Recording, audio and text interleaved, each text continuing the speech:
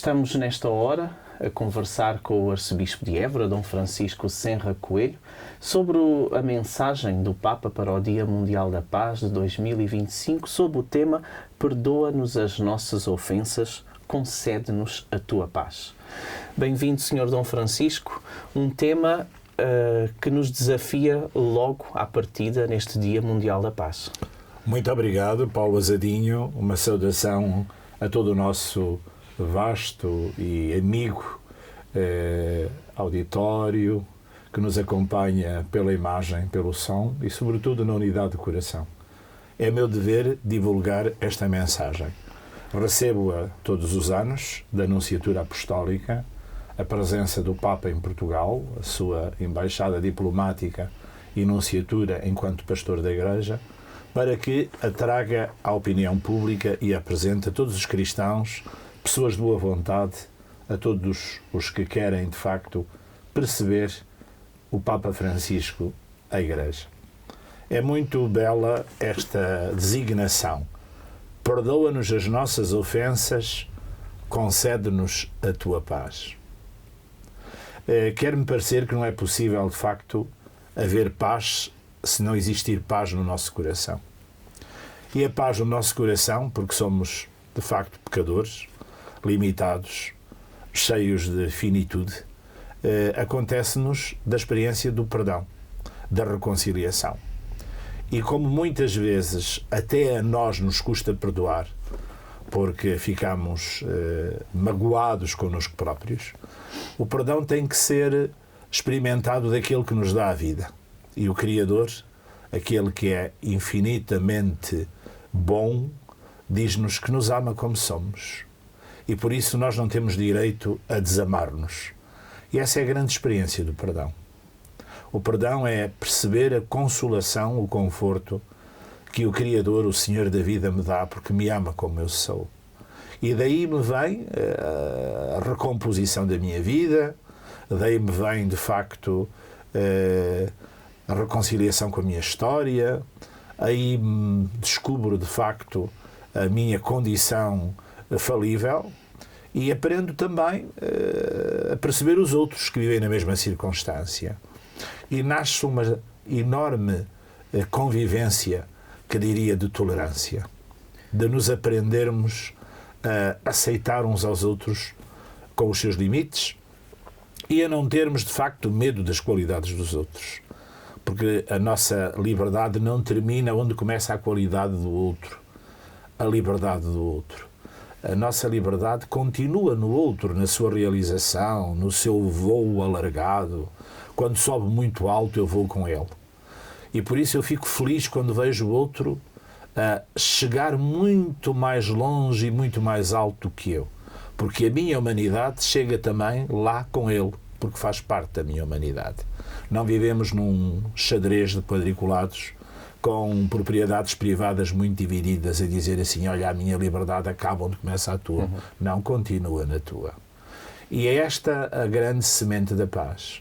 A paz que nos vem do interior da reconciliação mais profunda com a nossa consciência e depois a paz que é possível ser dom para os outros. Por isso é que o Papa diz, perdoa-nos as nossas ofensas, concede-nos a tua paz, para que haja paz.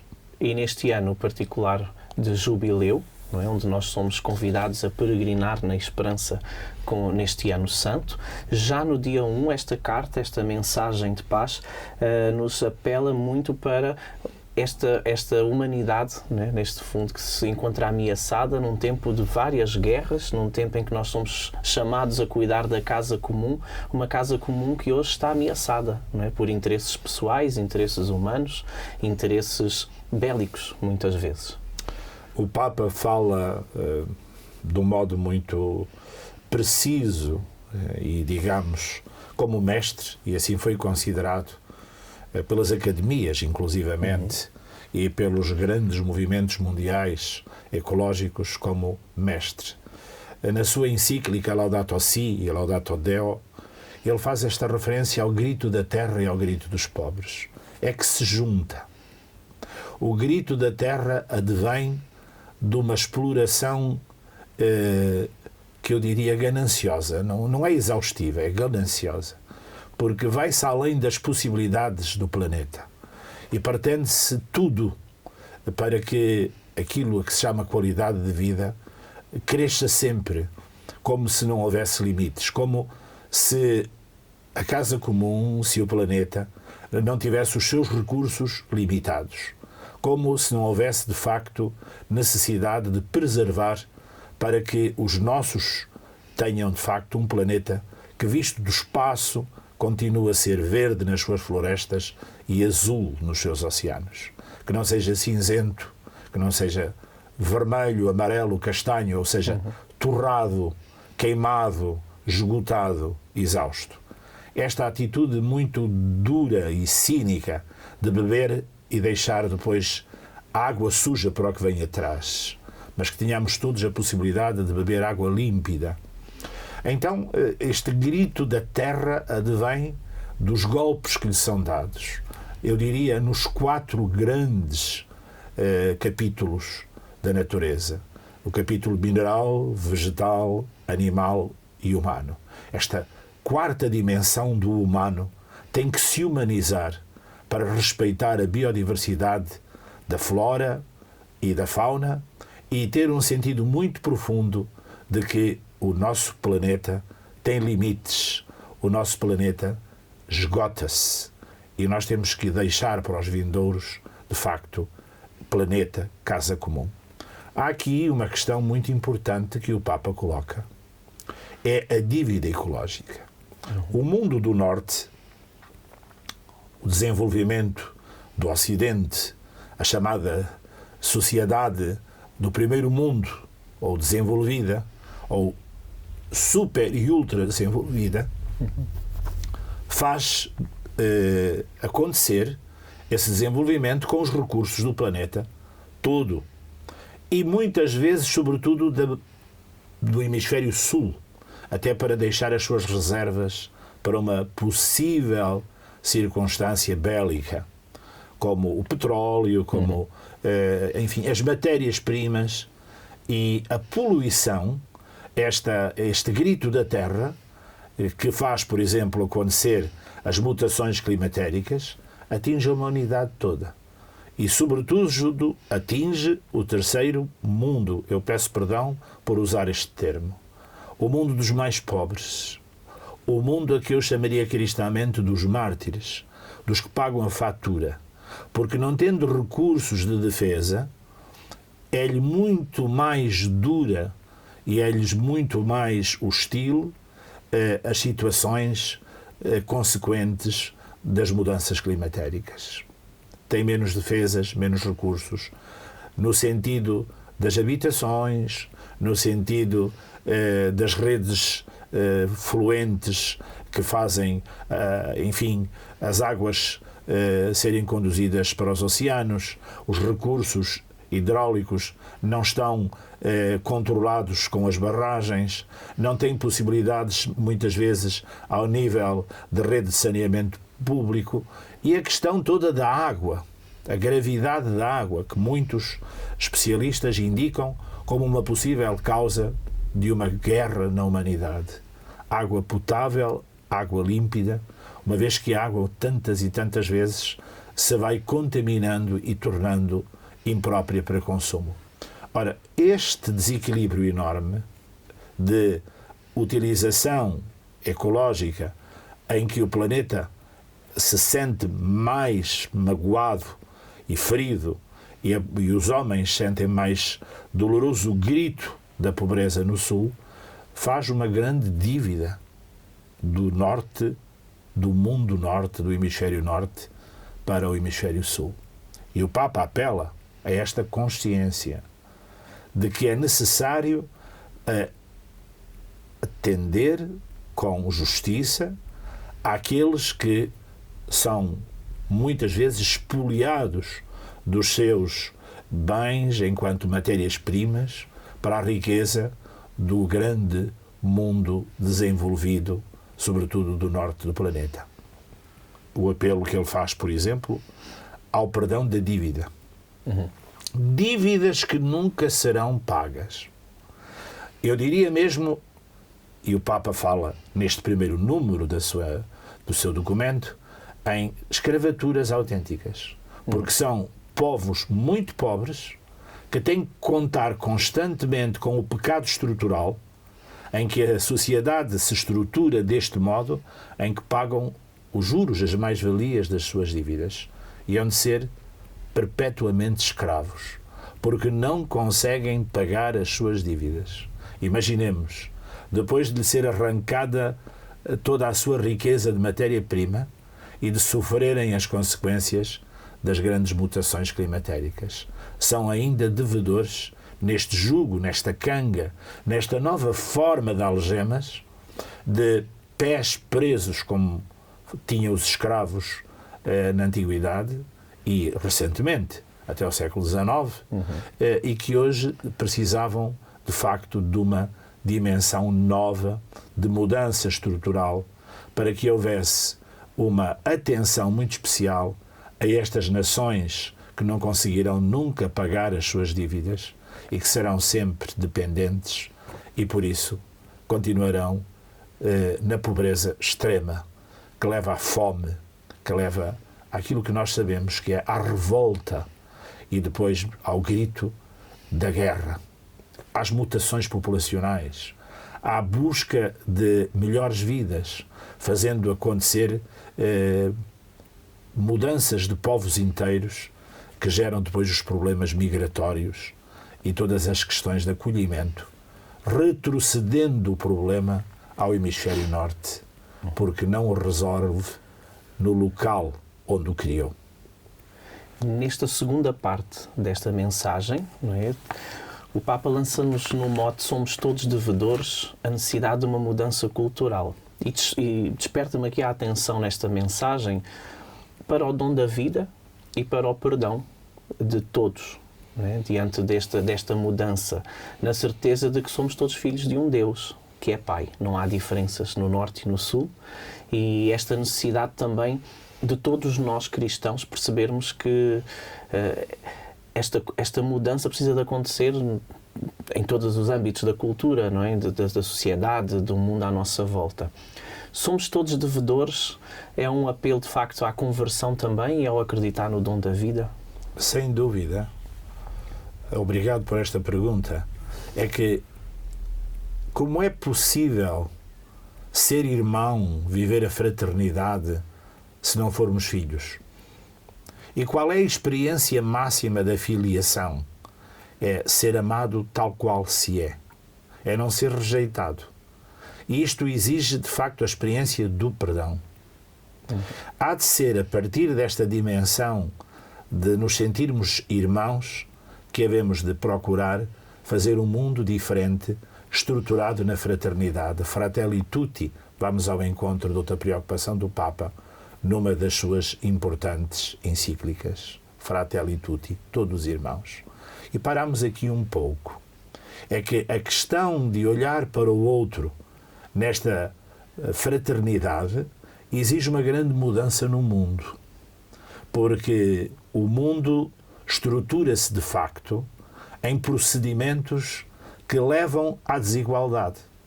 Quando nós olhamos para o fator guerra, nós temos que perceber que ele é consequência, por exemplo, da indústria bélica. Uma das mais importantes fontes de recursos económicos e depois de aplicações financeiras advém da indústria bélica. Então, para que é que existe a indústria bélica, senão para matar, para fazer a guerra? Podemos dizer com, enfim, otimismo que está a preparar-se a paz. Existe, de facto, para a paz, ou seja, que a paz há de vir, afinal, do medo uns dos outros por termos muitas armas. Uma espécie de paz assente no medo, aquilo que foi a Guerra Fria. Não é este o caminho da paz verdadeira, mas é da fraternidade, não é do medo. Temos outras dimensões que o Papa coloca que são muito sábias, de um homem que é referência e que faz para o nosso tempo apelos que nos devem refletir. Porque é que, ao menos num primeiro passo, não se reduz o quantitativo aplicado, investido na indústria bélica para um fundo comum que servisse ao desenvolvimento dos povos, à questão da água potável, à questão do saneamento, à problemática da educação. Temos crianças, e tocamos na vida, que florescem como primavera para a vida e que nascem logo na guerra, na violência, na revolta, que são educados no ambiente da agressividade. A cultura da paz exige um compromisso universal da humanidade, que há de passar por atitudes novas na educação e na formação das novas gerações. E o Papa tem uma frase tão importante que chamo aqui e que surge na bula convocatória do Ano Santo. É que se nós não tivermos apreço pela vida, se a vida não for o centro da preocupação da humanidade, se a vida humana não for a razão de ser dos governos e dos governantes, como é que há de apetecer às novas gerações gerarem vida, gerarem crianças para situações de violência, gerarem crianças para situações de um futuro incerto, baço, opaco, porque a guerra aparece como solução para a paz. Não chegamos à paz através da humanização, não chegamos à paz através de uma educação renovada e diferente. Propõe-se que cheguemos à paz pelo armamento. Hoje a grande campanha baseia-se numa Europa mais armada, na substituição da NATO. Como é que vai ser o futuro da Europa com novas atitudes dos Estados Unidos, com a nova presidência? Como é que nós temos que fazer frente à China? E tudo termina, temos que contar com maior dotação orçamental para mais armas.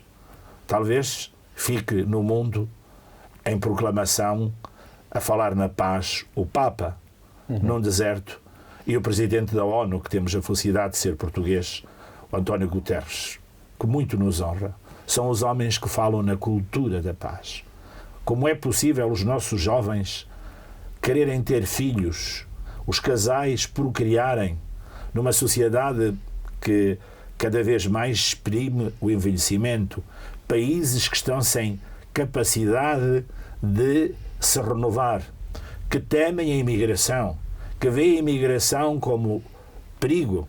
Como é que é possível não surgir o radicalismo racista, xenófobo, numa cultura assim enraizada na violência? A violência, a guerra, há de ser o caminho para a paz, porque havemos de estar todos tão armados que havemos de andar com medo uns dos outros em paz. Eu estou a simplificar, mas é a realidade.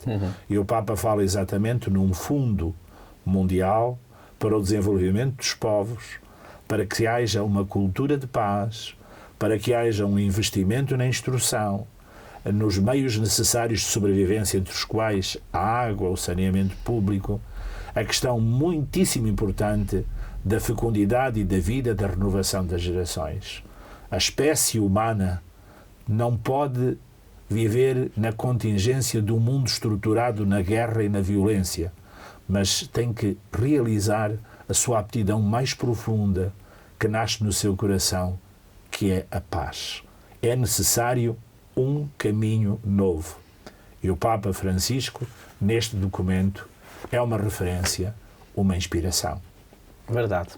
E o Sr. Arcebispo trazia aqui algumas das ações que ele trata, que o Santo Padre trata como caminhos de esperança. Mas a grande meta, e é a parte final da nossa mensagem, é a paz. E nesta paz, nesta meta, neste traçado, o Papa lança aqui um desafio que eu até gostaria de ler. Procuremos a verdadeira paz que é dada por Deus a um coração desarmado. E aqui também a importância de um convite, não é, de que o Papa faz também à oração, não é, ao encontro com o Deus, que é a misericórdia, que é o Deus da vida, que é o Deus que nos lança também para esta humanidade comum, não é, esta certeza de filiação, mas é um convite também a que todos nós possamos tirar neste tempo jubilar, um tempo para a oração, não é? Para o encontro com o Pai. Paulo Azadinho, dizer-te que o nosso Deus é o Deus da paz.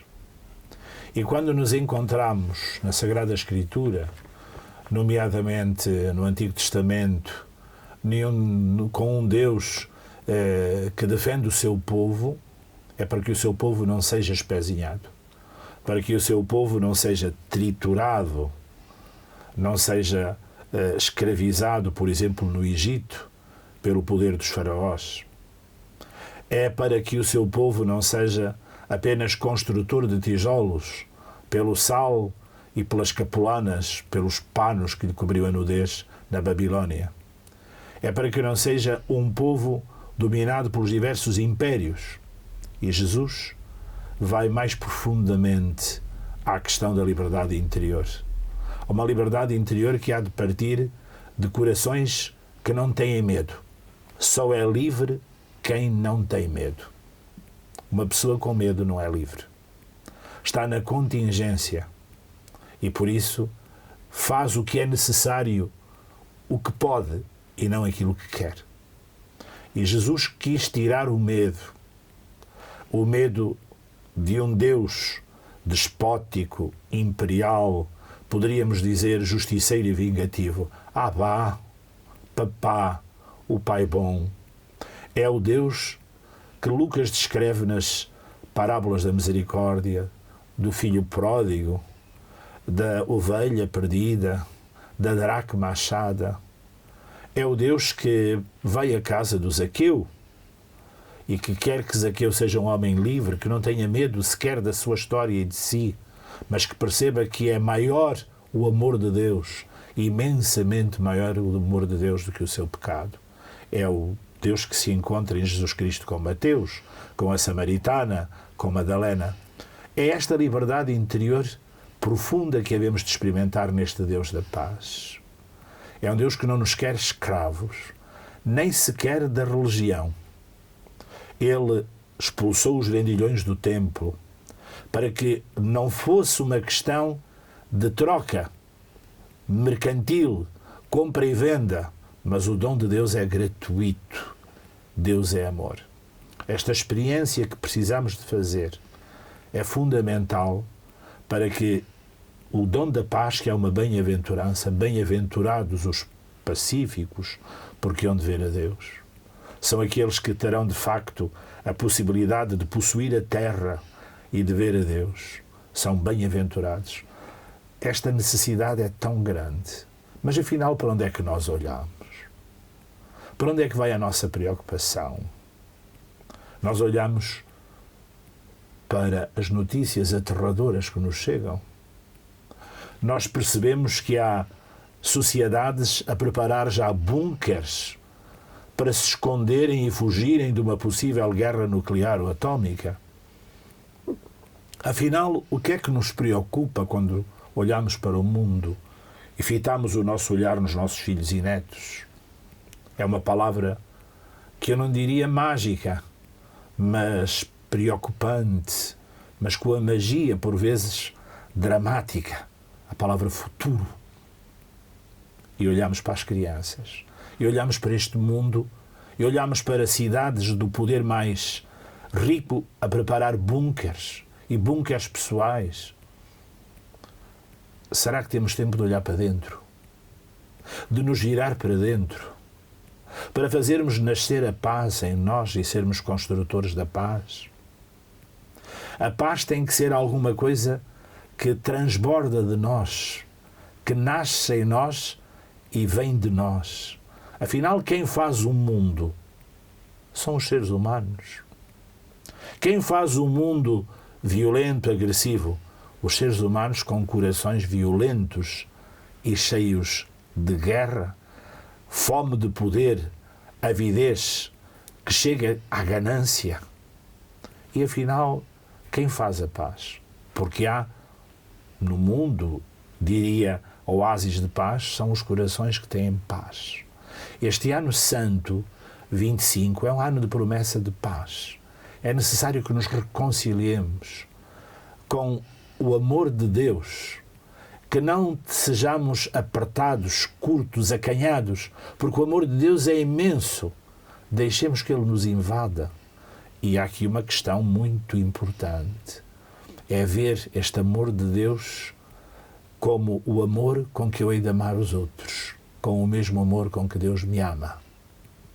A reconciliação há de se fazer nas famílias, e eu penso que o berço da paz é a família.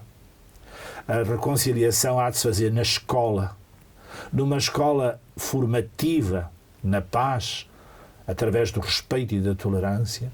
Há de acontecer na vizinhança, há de acontecer na relação humana, social, cultural, desportiva, há de acontecer na cidadania. Eu gostaria de fazer um apelo a todos os meios de comunicação social, e faço através do Paulo Azadinho, que faz parte de uma cadeia de rede social, que também na comunicação social haja uma cultura de paz. A valorização de atos que são testemunhos vivos da construção da paz, porque todos os dias há gestos de paz que não aparecem nas notícias, mas qualquer indício, qualquer restício que cheire à pólvora da guerra tem primeiro lugar. É tempo de perceber que ainda é tempo. Mas o caminho que levamos é de facto desorientado e sem bússola. O ano 25, o ano santo, pode ser uma âncora. E percamos os preconceitos. É uma iniciativa da Igreja Católica. Eu diria uma iniciativa da humanidade. 25 é património da humanidade. Ai de nós se o ano 25 for ainda mais violento que o 24. Não pode ser, porque haverá um momento que deixaremos de ser. Por isso, agradeço ao Papa esta mensagem e deixo a todos este património da humanidade, o Ano Santo 25, que seja um ano de paz, a partir do coração humano. E temos todos muitos motivos para nos revoltar. Coisas que não nos correm bem na vida, injustiças, porém temos também todos muitos motivos para dar a vida, para que haja sempre vida. Muito obrigado, Sr. Dom Francisco, por esta partilha neste Dia Mundial da Paz. Claro que desejo também que 2025 seja um ano cheio de esperança, nesta caminhada que somos convidados a fazer na Arquidiocese, mas também na Igreja.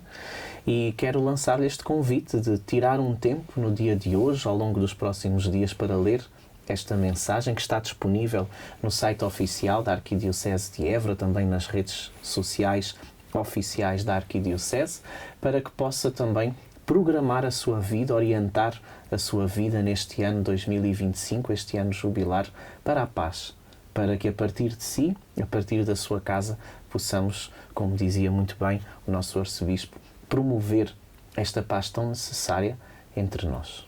Um bom ano.